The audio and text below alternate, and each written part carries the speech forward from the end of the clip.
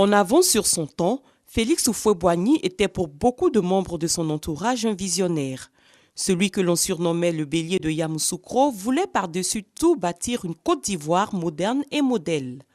Le développement du pays, il le fera reposer sur l'agriculture, un secteur pour lequel il avait une grande vision. Il a lancé un appel.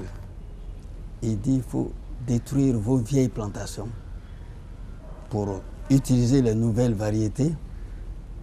Et si vous abattez 1 hectare de votre cacaoyer, on vous donne 30 000 francs.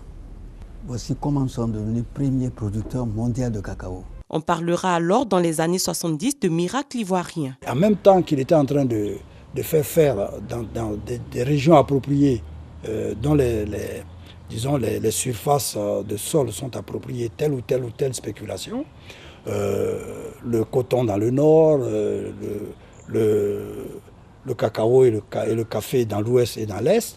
En même temps qu'il faisait ça, il faisait en même temps, c'était systématique, il faisait faire des routes, des haies et des ouvrages d'art pour permettre l'évacuation de ces produits, mais mieux, pour permettre que les échanges de production vivrière entre zones puissent se faire. Ayant hérité d'une colonie riche du potentiel de sa terre, le président Félix Houphouët s'activera à développer ses infrastructures, les routes notamment. Houphouët a dit la route précède le développement. On avait le meilleur réseau routier d'Afrique noire, sans compter le bitumage. Vous voyez, la base de l'économie, c'est les infrastructures économiques.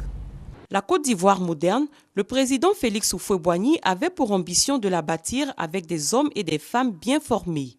L'éducation nationale sera érigée au rang de priorité des priorités. Le budget de l'éducation, je représentais pour tous les centres de formation 40% du budget de l'État de Côte d'Ivoire. Il a décidé de construire 13 collèges à la rentrée 66, c'était en 65. Vous voyez, et le système du secondaire aussi a suivi, puisqu'il y avait le retard.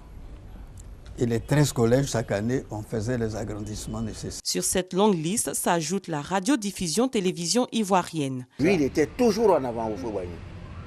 Il voyait ça en France. Pourquoi on ne le ferait pas ici? Nous avons recruté des gens. Ce grand bâtisseur n'a cessé de cultiver la paix, le dialogue et l'unité dans le cœur de tous les Ivoiriens.